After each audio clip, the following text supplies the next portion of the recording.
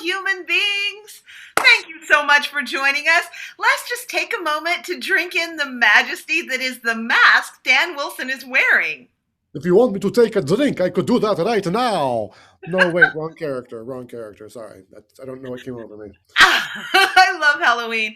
Actors get to be children. Well, we get to do that all year long, but we really get to do it on Halloween. Thank you so much for spending your Halloween with us. For those who are part of our live virtual studio audience, if you have never tuned into the show before, I'm Diana Brown, and with me is the ever amazing Dan Wilson, and together we are Bingewatch.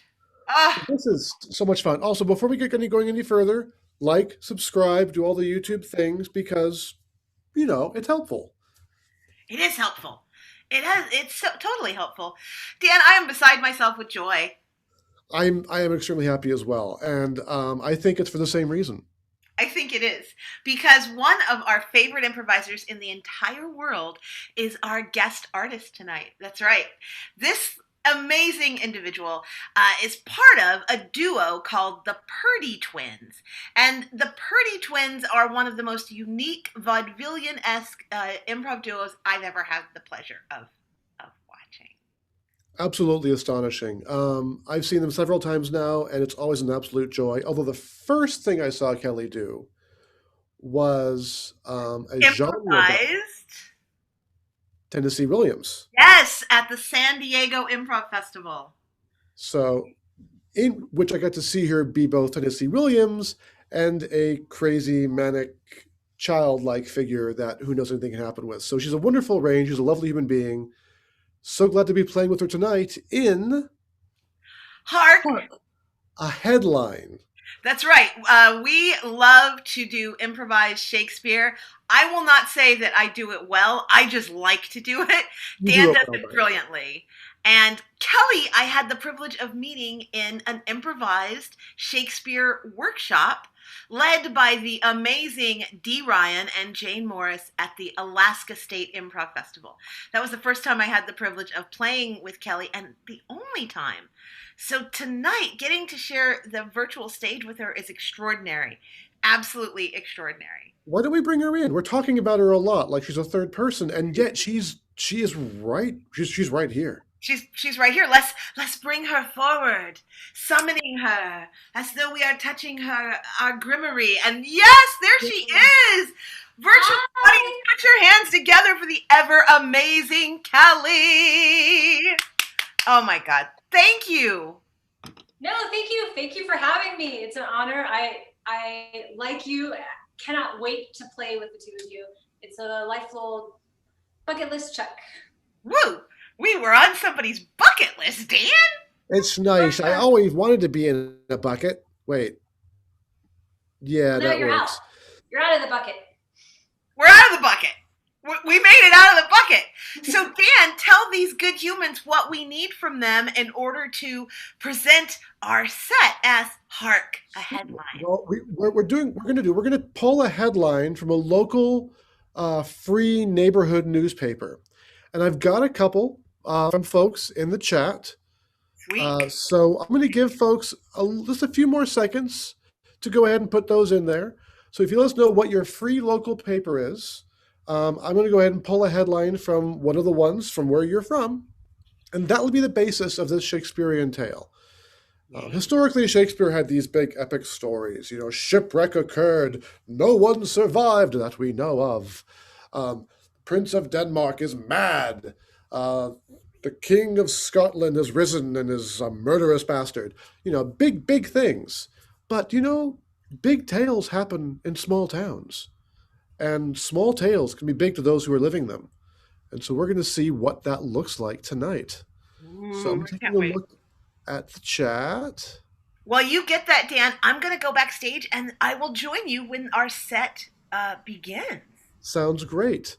I'm seeing more stuff for Bingewatch, which is great. So I'm going to go ahead and I'm going to pull from the Daily Californian, which we got. So tonight's tale is about UC Berkeley making the first week of instruction following spring recess remote.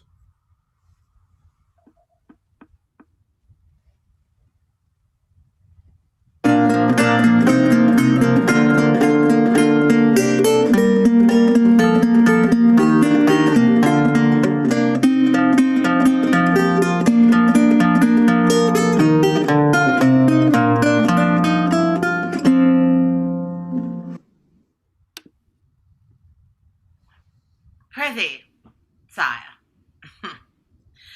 tell me true. Hast thou decided to allow women to pursue a scholarly effort?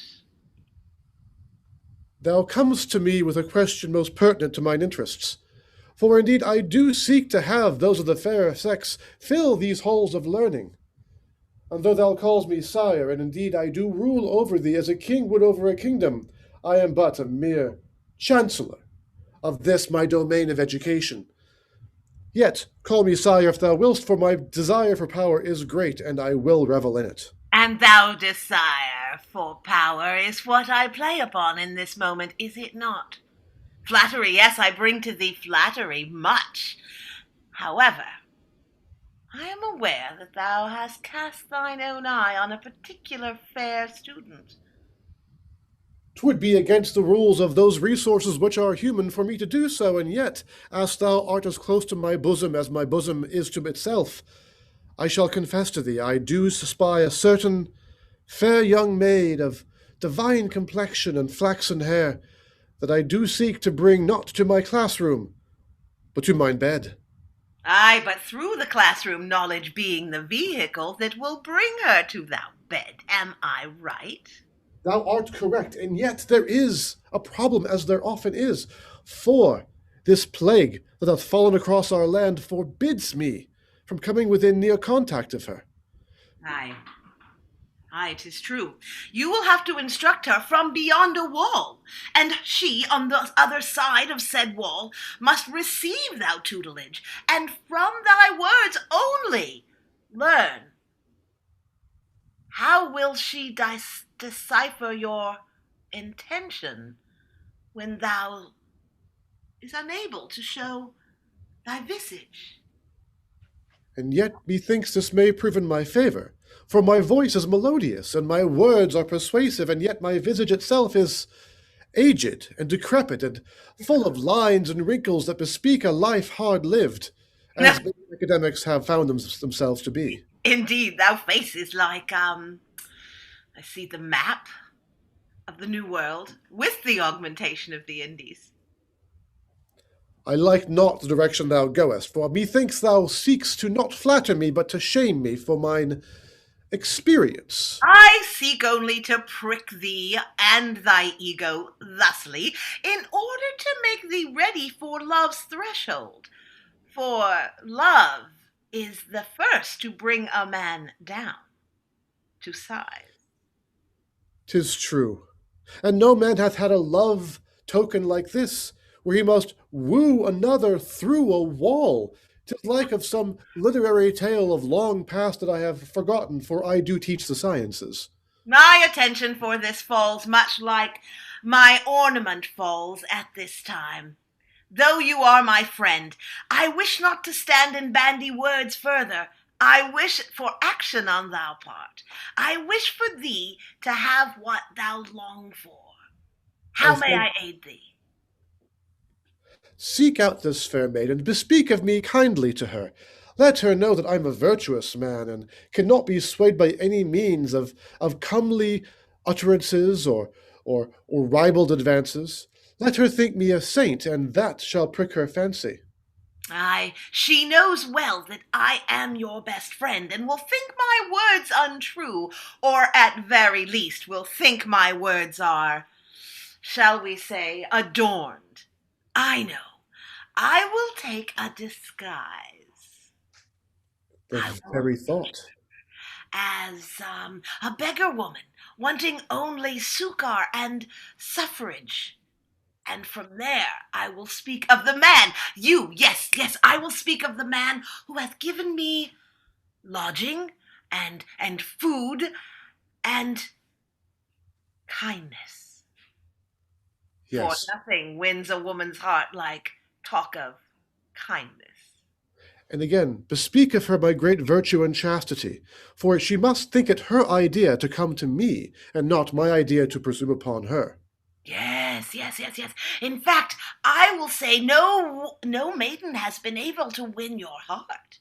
And it would take a great woman indeed, of great beauty and intelligence, to even attempt such a thing. Because you're married to your mind, to your philosophies, to the words upon the page. I will away now and begin this campaign in your name. Of course, there's something I will want in return, but we will speak of that apace. Apace indeed. Sir Blacksmith? Sir Blacksmith? Oh, hold on just a bloody minute. Hold on. No, the locksmith is at his supper. I am but a poor old woman, here to help thee. Please, you have to help me. It is the final day of my swords class, and I've had a sword on layaway with the blacksmiths for 2 years, and I must have that sword. Oh. Well, aren't thee a bold one? You've paid, I take it, for said sword? Every week, Mum, for 2 years I've paid 1 pence. Well, tonight is my final payment. I must make the payment and reclaim my sword so I can take the finals. I want nothing more to be a swordsman. I see. Dare I say, my eyes are quite weak, and I cannot see clear the sex of you. I would assume you're a boy wanting a sword, but are you a maid? Of course I'm a boy. Oh, well, in that case, it shall be yours if you've paid for it. I am just an old beggar woman who has found succor and rest here. I was about to tell a young lady just up the next street about a man who, though hard to win, would be well served to take to husband. However, you're a boy and wouldn't be interested in such things. Most definitely, but I am a big gossip for a boy, so I would listen. Oh, and I'm a bit of a gossip for an old lady. I take most of my joy from the lives of others. You see, there's a flaxen-haired maiden who is attending the school, though on the other side of a wall because of the plague. Of course. I think I know this flaxen-haired woman. Do thee? Tangentially. Wouldst thou, should you encounter her in your travels, wouldst thou tell her of a certain instructor at the school who, though advanced in age, is pure of heart? I know. I will tell her. Oh. I don't know that, Professor. No, of course you do not. Well, the rumor has it he's in love with said flaxen-haired maid, but wishes not to scare her away with untoward advances. Is it true? Aye. He would give all he has and more simply to know her. Of course, this plague is keeping them apart, so even if they decide it's one another they desire, they won't be able to... What a heartbreaking story. Right? Most heartbreaking indeed. Aye, 'tis. If I arranged to have your sword delivered, would you deliver this gossip to this young girl? Well, you see, I could definitely deliver the message, but please don't come to my home. It's a bit in shambles, so I'd have to meet you with the sword elsewhere. That could be arranged, and you could tell me how the words that you will speak have landed on this young maiden. Oh, of course. I guarantee your words have landed quite well. I mean, will. Okay, there's nothing untoward or specious about what thou hast just said. Lad, I feel meeting you today has been fortuitous. Where shall I bring the sword or have said sword sent? To the big clock in the square. No. Everything happens there, doesn't it? Always. It's the meeting place. It is. I wonder if in the future there'll be a different sort of meeting place. Aye, but I won't be alive to see it. Away with you now, and spread the truth of love's non-folly, for this love I believe will be rare and jolly. I will. Please don't forget my sword. I will not forget. I have not left my workshop for these 6 months since the plague did hit this city, and I have none to speak to except for you, my sword, my blessed work. And yet I do fear I will lose thee, for I know that one will come some day to take payment for thee. And yet I know that my heart, my very spirit dwells within thee. For truly, whoever holds thee can speak only the truth, and the truth of themselves shall be seen by all. Thou art more than metal. Thou art my very blood, my very love, my very dream. Now, some may say it's because I have not spoken to a human since the plague came upon this place. But I do love thee, sword. I do love thee like a woman. Oh, pretty dreadful things are happening all around the town. Oh, well, Comest thou into my place? Stand six meters away. A farthing, one might say, or whatever measurement we're using, a cubit perhaps. I will not catch the plague from you. I'll not catch it from thou either. I will stay far away. Things are a shambles here. Just a moment ago, under the clock, a bloke did disclose himself, revealing his bomb to a constable. I do know this man. He be quite insane, and yet the man are touched by the gods and therefore blessed. Therefore we must not interfere with their ribald revelations, if thou wilt. I wilt. Why comest you into my blacksmithery? What dost thou need of an old, mad blacksmith who loves only his work? Well, to be truth, and it is but a joke, a bit of sport, a jape as it were, I was here moments earlier while you were in the back making true love to your sword most true, pretending to be an old woman. Why wouldst thou do such a thing? Thou art young and fair in thine own appearance. Why wouldst thou appear old and infirm? Because the elderly are often mistaken for kind. Thou art not kind thyself, or thou dost not think thou wouldst be perceived as being kind, perhaps. I wanted to, shall we say, hedge my bet. I'd like to hedge your bet. Right, sorry. I'm so used to speaking to myself alone that I'm not used to having visitors. And indeed I do hold the sword where I may speak only truth, and my truth is that I find thee fine indeed, my lady. I find thee elegant, educated, well-spoken, and thou dost fill a bodice most drippingly. Ah, I see what they did there. In truth, dear people, I must say, though he be rough, there's something about him, his edge, that doth cut deep. I want to know more of him, but it must be that it is his idea. I mustn't let on that I, of my station, would be willing to truck such folly of one with his. Dear sir, it was simply a joke, as I said before. My dear friend, best friend of my bosom, and yet not one of a romantic quality. I hath promised to help him come together apace with a lady he doth love. I see. And your friend who is not of thy bed would be occupied elsewhere and not be looking to close climes for comfort. No. I.e., should I assist thee in some manner, then thou wouldst be free and clear of any possible encumbrances that thou might experience. Well, sir, I would only be able to bow to the ideas and rights of a man most comely. I would not presume to lean upon the kindness of such a stranger without it being of his own volition. Yes, indeed. Will I tell thee true that thou mayest have anything thou wished it within my workshop.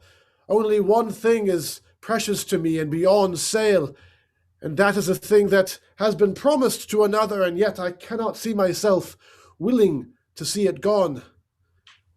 I ask thee true. Is the blade thou holding the only blade thou possesses? For if thou is not in possession of one's own blade, and is unable to cut to the quick, then I think not my interest here will rally. This does belong to a... Oh, damn me, I cannot say a lie, for I hold the blade of truth itself, for a young maiden. And a young maiden who has great dreams to pursue a great career within this world at yon college which admits at this time only men. And so I have promised to make her the finest sword of all that she might win her that which they call a scholarship. But I do not wish to give it to her. And yet, if I could have something else in exchange, or at least the promise of the opportunity for something in exchange, I might see way to fulfill my contract. Oh, this is most fortuitous, for you see, there is something I want very much from my friend, the friend I have agreed to help. I want to be set up in my own house, so that I am free of the shackles of arranged marriage, so that I may live as a single woman or wed a man of my own choosing. Indeed, I would do whatever I could to free thee of any such encumbrance. Then if thou would be willing to part with the sword most beautiful thou that you hold in thine own hands, if thou would give it to this young lad/lady, it would please her, it would please my friend, for you see it is my friend who loves her greatly. I shall do so. And while impersonating an old woman, I led her to believe my friend was chaste and kind. I see thou hast reached out to me and taken hold of the blade yourself, for thou revealest your plans most willingly to me. Though the blade doth cut both ways, I am convinced its hilt can bear the weight of both of us. Thou doth handle my blade with a skill and dexterity that belies thy outward appearance. I can see that thou knowest thy way around a hilt. Thy hilt is part of thy handle, and thy handle is wrapped most beautifully, and together we might sink that sword in its home, sheathed forever in love. Dare I speak of it? Take this to me now, for I do truly believe thou speakest of thine own heart. Place it gently in mine own hand. I will once again enrobe myself as the old woman, and go. As I raise this high above my head, I will see myself played low as an old beggar to bring love home to its heart. I shall await thee at the clock tower, the meeting place.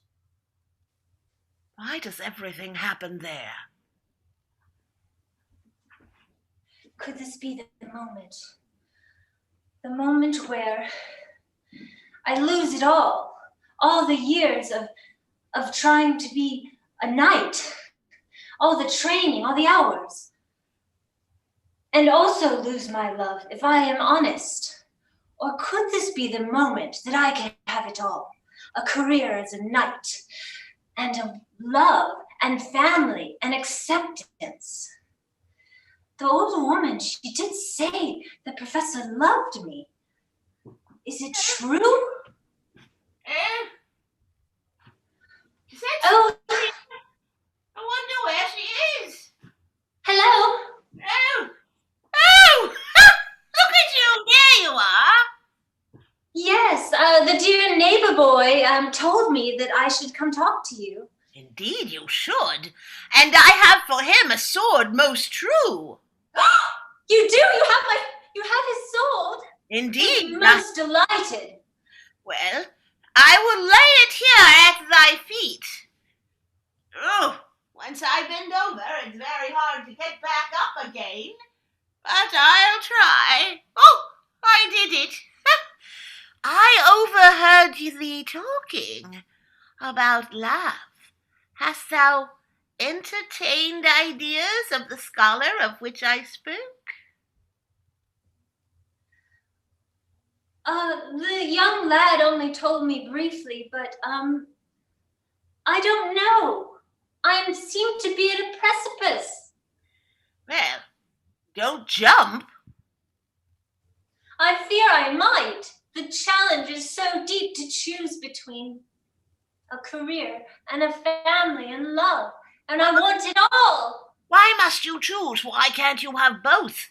Why, I know of a lady, good friends with said scholar, who wants to be given enough money to set up a household of her own, and there she will dwell with the love or not as she sees fit.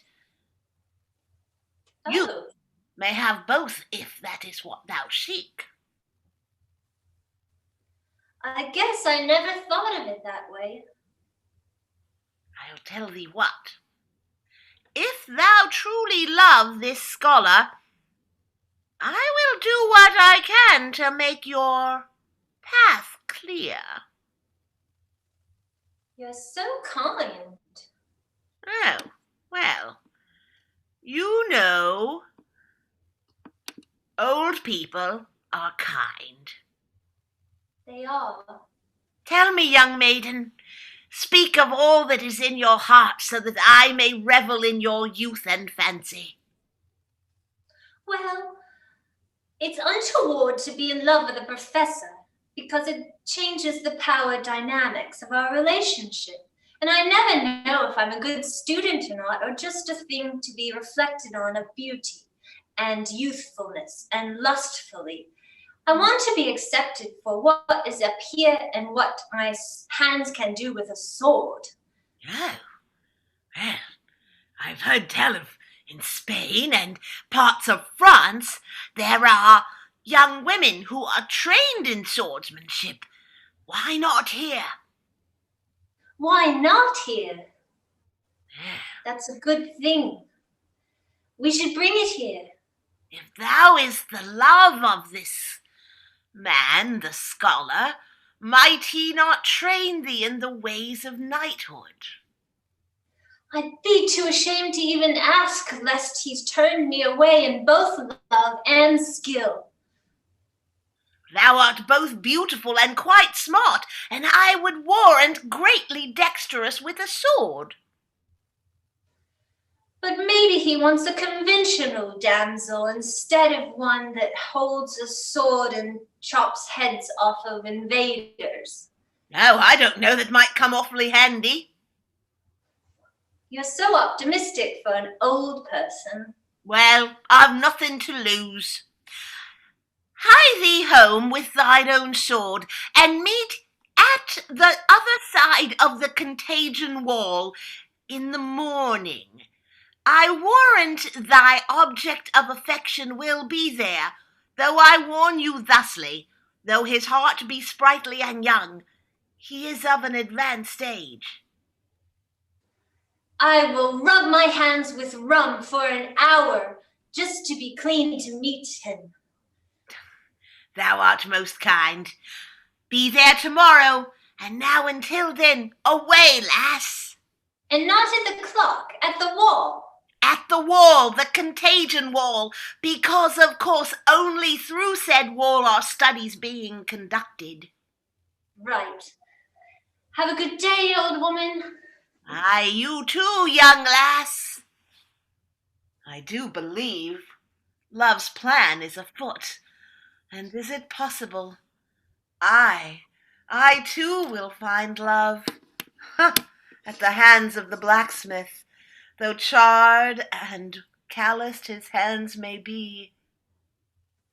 His love is clear, his love for me. Oh, away, love's fool, away until the morrow. Here I stand upon the contagion wall's very edge, and only time will tell if she who has grasped my heart with her dainty hands will deign to come and learn from me, learn of the sciences and the arts of war, and also of mine own very heart, which trembles for the first time in my life. Prithee, be there any on the other side of this wall, or do I stand alone? Scholar, I'm here. Student, I am pleased to hear thy voice. As am I to hear yours. I realize that this place of education has up to this point not allowed women to come and learn, but I have been much impressed by the work I have seen thou doest, as I have seen from afar, as is appropriate in this time. Scholar, can you answer me truthfully? Do you find legitimacy in the work I'm doing? Or is it just a bit of fantasy about me possibly being a lover? And please, I talk to you candidly, but forgive me if too candidly. Indeed, 'tis very good that my heart and my tongue are not so connected as one might think. For indeed, unless there were some sort of charm that should pierce my very heart, forcing me to speak the truth, I need do naught else but speak that which I am convinced shall win her. I tell thee most truly that I seek only the wisdom of thy mind and the skillfulness of thy oration. Thy power with a blade is merely, shall we say, if I may coin a phrase, the frosting on the cake. Are you sure? Are you sure it doesn't buck convention too wildly? Of course not. Convention is no concern of mine. I am a mere chancellor of this higher place of learning, and I am beholden to none. Certainly not a board of regents or any other paltry organization. Come close to the wall that I may hear you, and perhaps partake of thine breath, which shall be cleansed through the loam within this wall. I have taken many washings of my hands in 180 proof rum. There be a small hole here that perhaps thou canst see us through. I have brought a blade fitting for a lady of thy stature. Perhaps thou might allow me to pass it through this hole that thou may practice with it. It is, as you see, finely ornamented and small and ladylike. It is very ladylike and dainty. Thou dost not seem pleased, or at least thou appears not to mine ear. Well, would thou prefer a different kind of sword, perhaps? Well, I've been working for so long, I want to show you my new sword. Very well. Canst thou pass it through towards the hole towards me? The wall is thick. It may not fit. It is large, and it was made for me by the town blacksmith. He is skilled indeed, and quite good at his craft.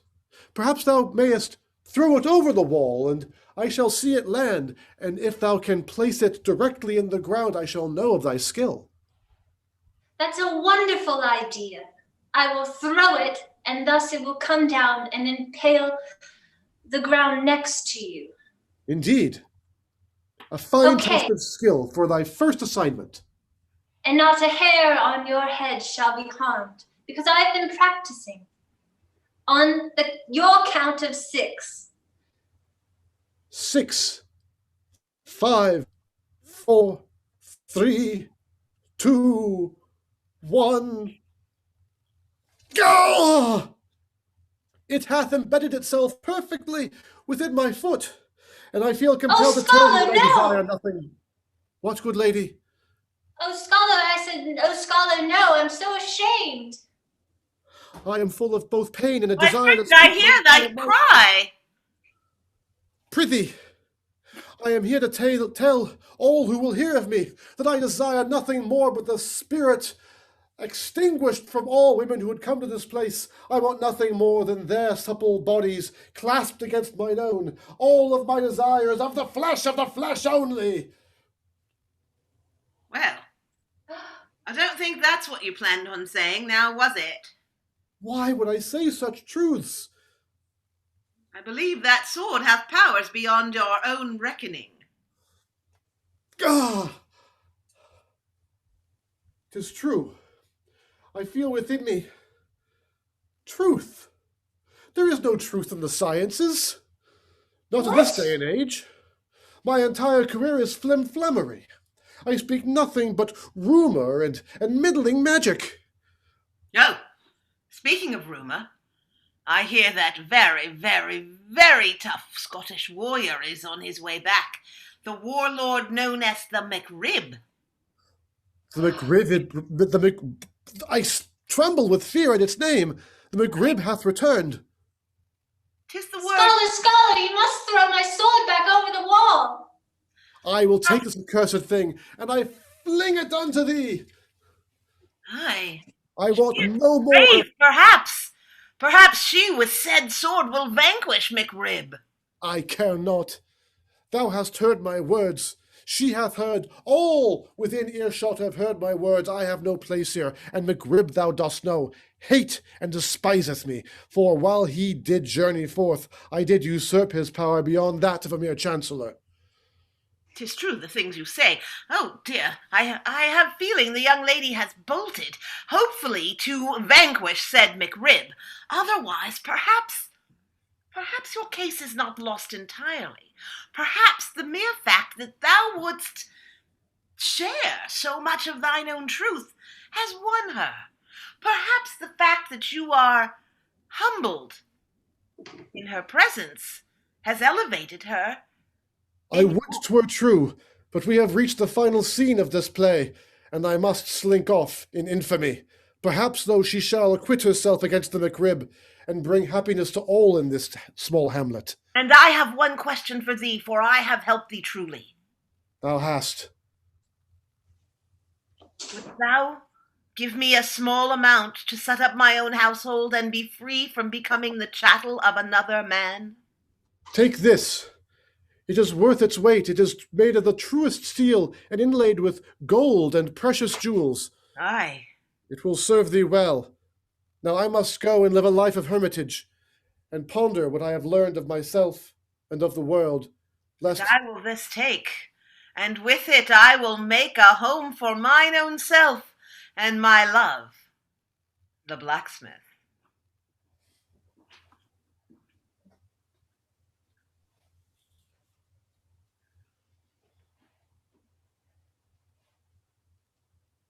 Halt, thine heavily furred person. I am McRib, and I do lay claim to all here. Who might thou be? Oh, I'm just a sheep. A sheep? Great gods almighty, as a Scotsman who do love me a good sheep. Stay back, Scotsman. I shall not molest thee, yon woolly friend. I shall indeed turn my back to thee, for I would turn my back to no man, but to a sheep I would do so in all peace and kindness, and look upon this land that I shall burn and conquer as is mine. Yeah. How couldst be that a sheep should wield a sword? I feel the need to speak the truth. I'm a terrible person, and I don't deserve anything that I've ever had in my life, and I think I might get home someday. I know the secrets of a Scotsman. It was the perfect disguise to get you off guard, McRib. You'll never invade our town. And I curse you and your family from here on out. And so it was that the McRib could never keep a foothold in any land at which it came, and his descendants would come and go, but never make their place upon a menu permanently. Thank you for our show. May I have the players on stage? Thank you so much. Kelly, thank you so much. Oh my God, thank you. Thank you. What an honor. That was truly wonderful. I want to thank Natalie Ernst for the suggestion of the McRib. I would like to thank Owen O'Leary for telling us about his friend who mooned a cop that we worked into our show. And of course, we want to thank everyone for watching. We're going to bounce because we need to get ready for our Bingewatch set. So stay tuned, and Kelly, take it away. We'll be right back for some more improv Make-em-ups. Happy Halloween. Thank you guys for watching. As you can see, Dan and Diana are masters of their craft individually. And my favorite thing about them actually is their power couple working together. And it's very intimidating working with them as a trio. I always feel like a third wheel, but it's such a delight. And there are very few people of that caliber I would dare to step foot on stage with, but they were so kind and nice and lovely, and I love seeing them around the country in all of our festivals that we get to have little mini reunions with. And they're just wonderful people and amazing performers and a gift to improv. And I feel fortunate to know them and play with them, and I want nothing more after the plague days that we can go on our road trip tour together, Bingewatch and the Purdy Twins. So without further ado, let's watch some Bingewatch. Oh, oh, oh, oh, oh.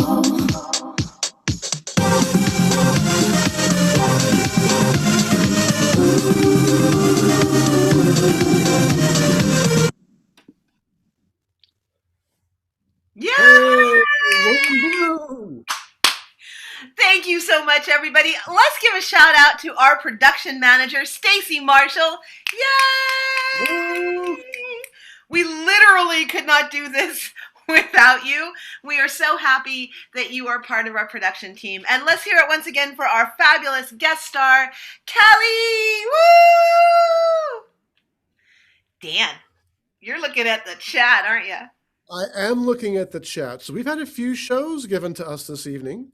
We have had Scooby-Doo as a fantastic Halloween choice. We have also had Borgen, which is a Danish political drama with lots of backstabbing negotiations and political intrigue of the first female prime minister and lots of media scoundrels that are involved with that. We've also got Being Erica, about a woman whose therapist allows her to travel back in time to try to reconcile and do things in her past. Ooh, I've never seen that, but I'm really liking that idea. Isn't it fun? Yes. Yes, So, I've never seen it. Whoever put in Being Erica, what's something you really love about that show? we also have Meet the Chimps while you're waiting for that has come through. And he's actually this person said it's about second chances and forgiving yourself, which they love. You know what I love about Meet the Chimps is it's narrated by Jane Lynch. Well, everything is better with Jane Lynch. Absolutely. I agree. I couldn't agree more. Hey, before we pick two shows, though, let's remind our viewing audience that after this show, we're going to invite everybody into the Zoom room to do a costume parade. So if you're watching and you want to join us afterward and you want to share your Halloween costume, then come to the secret after party Zoom room and we'll get to enjoy your costume. We're actually going to ask Stacy Marshall to put the link, the Zoom link, into the chat. So she'll do that Not until the set's over. Not until the set's over. Otherwise, we'll have chaos and mayhem, or it'll be a very special binge watch with a lot of guests.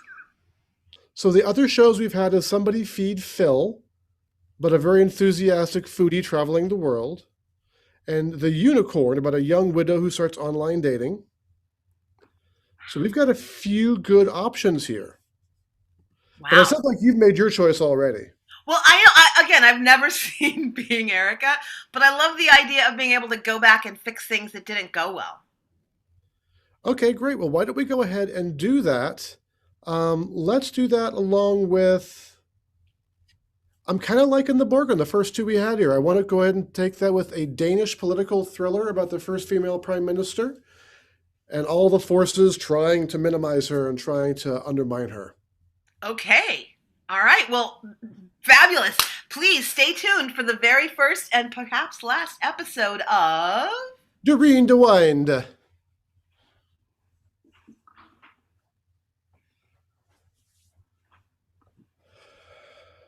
Ms.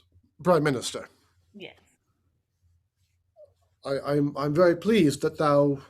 Hold on. I'm so used to dealing with Hold the on. queens. I just need you to hold on. I'm not feeling the whole prime minister thing. I'm thinking I made a big mistake. Like, it's a lot of responsibility. Let me get my tablet. Okay, so you're feeling that at the time that you're not ready. Write this down? My Well, God, man. well, all right, we can do this completely off the record. I mean, I charge by the hour. I like to have notes to refer to later, but sure, let's just talk openly and freely. You write this down and it ends up in court or something. I can't have that. As a therapist, I am completely forbidden from revealing anything that happens within these walls. I've always To wanted to anybody. ask this question. Please. As a therapist, you're sitting there, right? And you're listening and you're thinking. And somebody tells you something really horrifying. Don't you just want to go, what the fuck? What I may or may not want to do. No, I really want to know. I need to know. Because people tell me crazy shit all the time, and I just have to sit there and be like, really? What's going on? It used to be the case when I would think that, but I've developed some techniques, which is why I've become so highly regarded in the upper echelons of Danish politics, that rather than thinking, what the fuck, I think if this is something worth rewinding to. Say more. This normally comes up later in the process, but given your position, Prime Minister, I think it's best you know what you're in for. You feel as if you are inadequate for this task, and it is a historic, great task. We can find the spots in your life that has led you to this period of inadequacy and let you go back. Rewind. Great coffee. I'm sorry, I am listening, but this is amazing coffee. Of course, it's Danish. That makes sense. But I can let you go back and relive that experience, literally. But with the perspective you have now, I trust you'll see things in a different light. So we've been meeting for 6 months, 12 weeks. Through your entire campaign, yes. And I've seen this stress and pressure it put upon you. 9 months, right? I could have had a baby. I could have had a baby! And you had a prime ministership instead. Oh my God. That's what this is about. I was supposed to have a baby and I literally forgot to have a baby. Did you forget? Look into my eyes. Did you forget? Did you forget? Did you forget? Did you forget? Obviously, as assuming the role of Prime Minister, there will be some changes that I need to make. That's lovely. I think you've got a fantastic speech going there, love. I think you're going to do fabulously. I'm just so very proud of you, darling. I was worried that you wouldn't support me pursuing a political career. I was worried that you would feel emasculated. I think that it would take far more than a successful wife to emasculate me. I think that within myself, I am the best that the Danish can produce. Good Viking stock, Your hand. strong manhood. I love when you do that. Do that again. Oh, God love you. Come closer. Look, the fact is that Oh, you can I'm have sorry. whatever That's my mobile. Hold on. Certainly. Yes. Yes, of course. Yes. No, I'm not in the middle of anything important. I'll be there shortly. Well, don't put it like that. The fact that I'm a woman does not enter into it. Good day. Forget them, darling. Forget them. You can have whatever you want. I have everything I've ever wanted. If you wanted a wife and a family, you could have that, but you want something greater. You want to change the world because you are an extraordinary woman. You said something interesting. You said if I'd wanted a wife and a family. Is that what you want? A wife and a family, not a prime minister and a dual income, no kids situation? I want you. And I know that on the path that you're on, there will not be a lot of time for me, or for a child if there was one. And that's okay. That's all right. But you You want don't. What I want and what the country needs are two different things. But the important thing is I will stand by you. I will give you a child and I will run this nation. Run the nation for now, my darling. And the child, if it is God's will, it will come. Well, not if we're never in the same place for more than 5 minutes. So you want me to, what? Join your staff? Yes. You and your staff. Did you forget? Did you forget? Did you forget? Prime Minister, welcome back. I put it off, didn't I? I put it off. I thought by bringing my husband into the cabinet, I would have proximity as my friend, but that hasn't I know. hasn't been the case. I know. We all were sorry to see him go. It was unfortunate. He threw himself in front of the bullet. He loved you, and he loved our country, and he gave his very life to protect them both.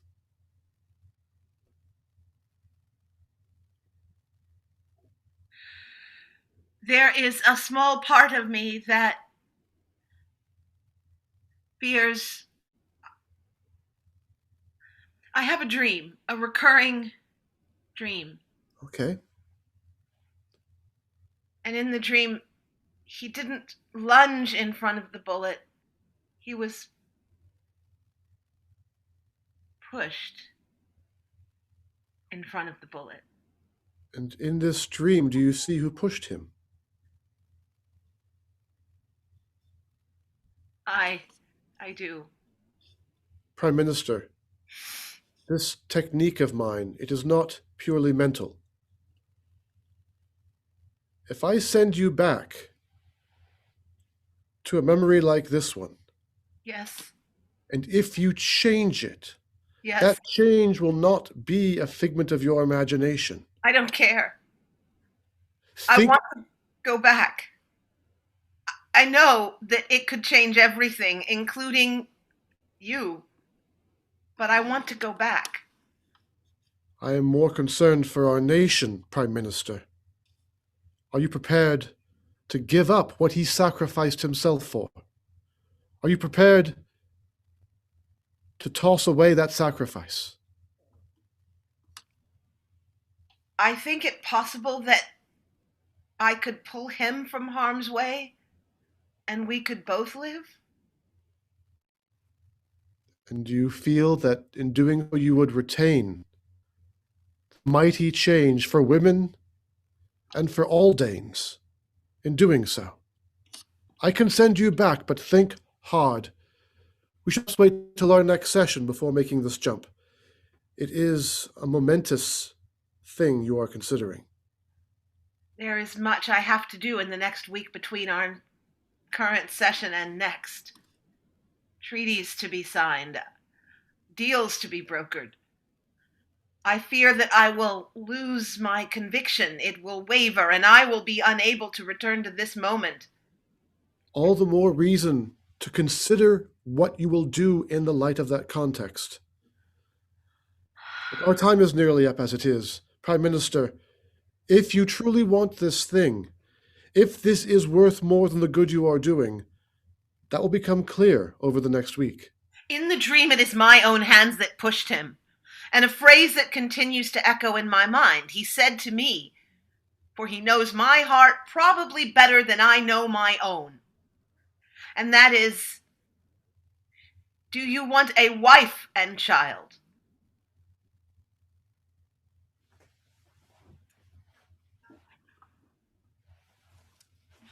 Hello, Miss Prime Minister, Miss Prime Minister. Hello, can we just get a quick second, please? If you would just pause, thank you so much. Yes. So our understanding is that you have spoken to the Parliament about introducing a new measure that will outlaw all guns in the country. Is this true, madam? This is correct. There are many who would consider this an act of tyranny upon our people. While guns may not be a major part of our culture like the Americans, nevertheless, this seems an overreach of the government. There will be a radius around large metropolis areas in which guns will not be allowed. I am not prohibiting hunting, especially for food and industry. However, I must keep them away from the city areas. You must. What would you say to those who say that no man would ever have done this? That this is the I act say that no man would have ever have done this, for it seems to be only the sensibilities of a woman that will see that a gun is not the answer. So you're saying that indeed you are voting with your uterus then? That is the statement you wish to make to the No, Danish... that is the statement you wish to make. I am voting with my conscience and my intellect. I think we have what we need here. Thank you very much. I don't think you do. Before you go, allow me to say one thing. I am aware of your record. I am aware that you worked previously for a scandal rag that only traded on the misfortunes of others. I am aware that you have many, many afflictions, including a lack of certain self-restraint. I am aware that you yourself have been accused of horrible travesties against the bodies of women, and I am aware that you find a woman in this position repugnant.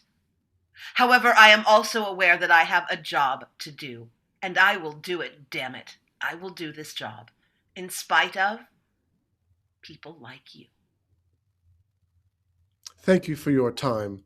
We stopped recording 2 minutes ago. That's all right. You still heard me.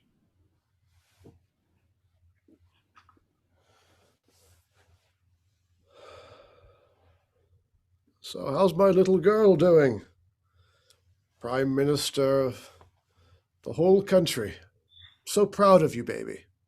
Father. I wish I could be there. I'm so sorry with this Zoom thing that we're doing. It's this pandemic. It's a lonely thing. I'm proud of you, Father. I am so proud of you. You want to use Zoom. My daughter becomes the first female prime minister, but I have accomplished great things by learning how to use Zoom. And your heart, Father, how is your heart? It breaks for our loss, but it swells with pride for you. And a little too high in the cholesterol, but we're working on it. The butter. You make the best butter cookies. I make the best butter. That's why I make the best butter cookies. And as long as these hands can churn, I'll keep doing it too. And I know you will, even though we have paid to automate the entire system. For your own table, you still churn your own butter. Of course I do. Heritage is important. We are Danes. We don't throw away the past. We learn from it. We cherish it. We hold it close. And we shape the future with it. And every time I churn that butter, I am doing what my father did, and my grandfather, and his grandmother. It goes across the whole family, churns together. I churned the first as a 3-year-old. I was barely able to reach high enough to reach the stick. And you made such a mess. And the butter was the best I'd ever tasted, because it came from my little girl. The first time to ever make bread. They taught us in a small classroom to make bread and butter by shaking it in a jar. And when I came home and told you this we had done, you said we can do it every day. And we did. For 2 months, we made bread every day. I gained 10 pounds, and I still haven't lost That it. is a roll of butter. Oh, Father, I have made such a mess of my marriage. It is not a mess, it is a loss. He I loved have you.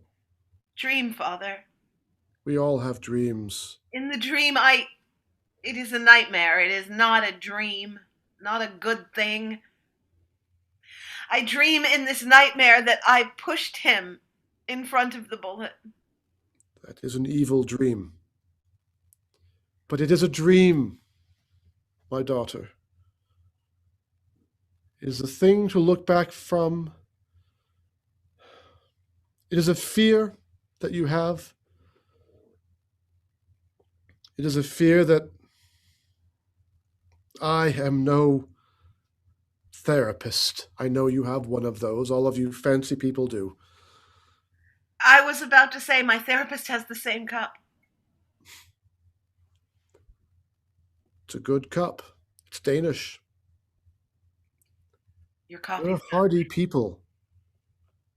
We have done in our past horrible things. Our ancestors are known for Marauders. conquering, raping, pillaging, but we have grown past the darkness of our history, and we have done great things. We are a good and peaceful and modern people. But there's not one among us who does not have dreams, Father, nightmares, if you could regrets. go back, Father, if there was a moment in your life you could go back to, a place, a time where you did something and you could go back and change it, would you do that, Father? I think of that often. I think many of us do. What is that moment? What That is the moment- moment that preys upon you in your quiet times? That moment is mine, my daughter. And these moments are not always meant to be shared. Father, if I could send you to someone who would let you go back to that time, I would avoid them like the plague, my daughter. Because for me to change that thing that I regret with every fiber of my being, to change that thing would change everything good in my life since then. It would change the man I am today. I would have never had the chance to learn the things I learned, to become the man I am, the man who is your father. The past is the past. It will consume you if you let it. And your fears will dominate you. Unless, like the Viking child you are, you dominate them. I tore into a reporter 2 days ago. Good. They deserve it. Father, My daughter. I will not melt like the butter you churn. Good. Until next week, Father. Until next week, be the bread that feeds our nation.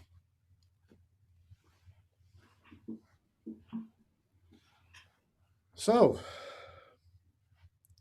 you've made quite the stir this last week. It's been interesting watching. Hope it doesn't violate any kind of therapist-client laws to follow you in the news. I appreciate this coffee. My father has the same cup. It's Danish.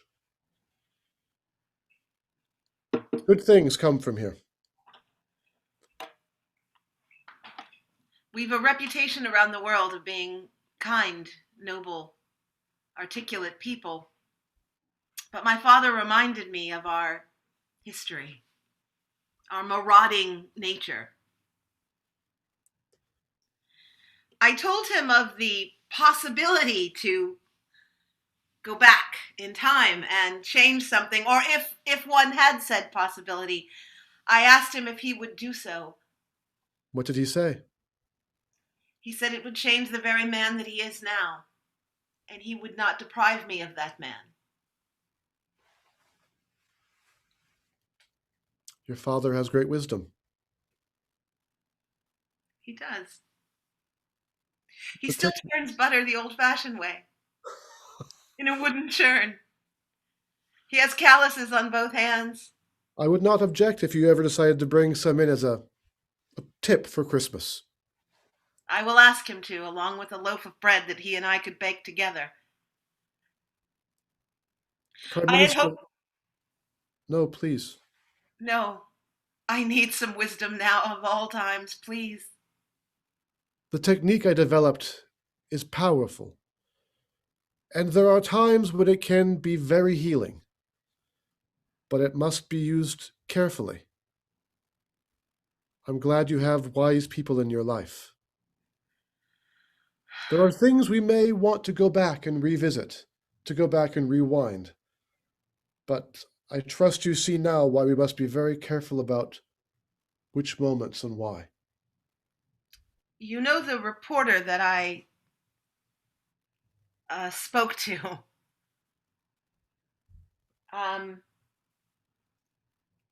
Upon further investigation of his past, I see a fork in the road. A place where if he had taken a different turn, he would have made better choices, harmed fewer people, achieved some dreams. So you would like to rewind to change the future of somebody else? Yes. Let's talk about that. Thank you very much. We are Bingewatch. Thank you so much for joining us, Dan. I had so much fun in that set with you. Oh, me too. That was wonderfully. We're finding that in Zoom, we tend to go a bit more dramatic. Possibly it's the silence. Hard to say, but that was juicy and delicious and wonderful. And thank you so much. So thank you so much to being the fabulous human being who suggested being Erica. Let's see, who was that? I'm scrolling.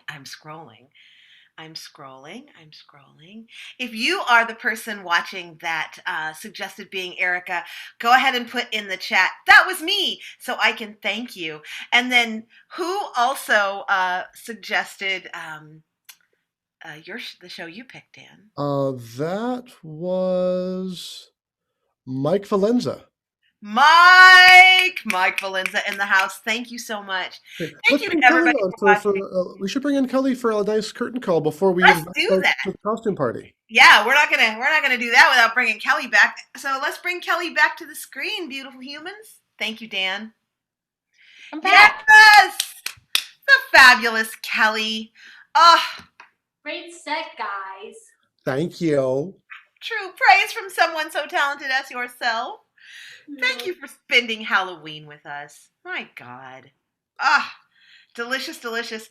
Oh, Geraldine. Thank you, Geraldine Carolyn, one of my favorite improvisers and human beings out there in the world.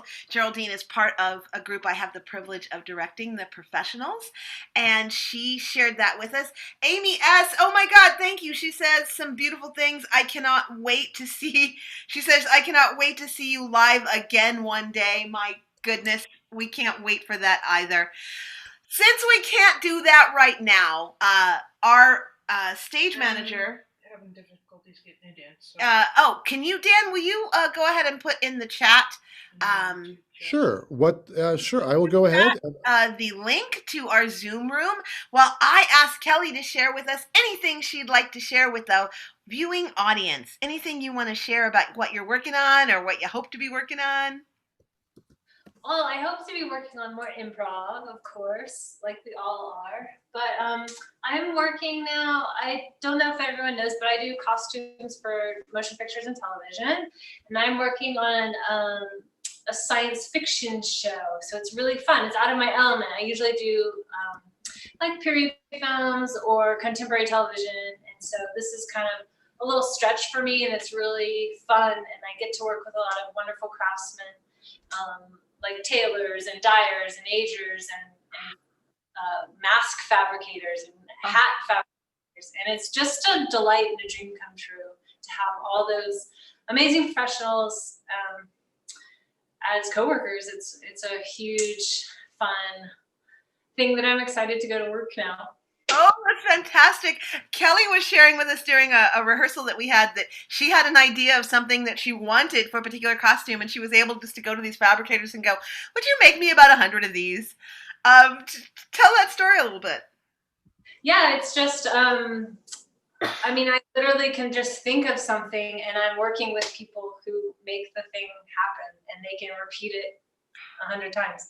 I took, it was actually, I needed to make a little like ornamentation. And so I had bought a mini stapler, and it had a really cool plastic, like just the plastic that comes on you rip the cardboard off. And what was left was just the impression of a little mini stapler, but it was a really cool design. And I was able to like hand that off and have it be made. And it's just a weird, like used as a mold. It's just like a weird, anything's possible. It's kind of like improv for costumers. Oh my! Like anything is possible.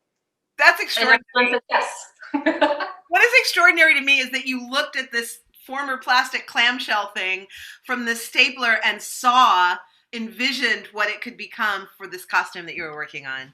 Your mind is a magical place, Kelly. Oh, thank you. Well, Dan, I think we should say goodnight on YouTube and invite our audience to come and join us. Our fabulous stage manager has put into the chat the YouTube link. You know what I'm going to do? I'm going to see if it takes me there right now just to make sure that it's all working, and it seems to work perfectly. So we hope you will come to the Zoom link and share your beautiful costume. We'll have a little costume parade and share a little community time together. Until then, please stay safe. Be kind to each other. Dan, take us home. And vote. Vote. You know, you can vote tomorrow in most places if you want to and avoid the rush. Yep, tomorrow, especially if you're in California. Tomorrow, Monday, and Tuesday are all available. So check your voting locations online and get in there and get it done. All right. Bye, y'all. That's beautiful. Till next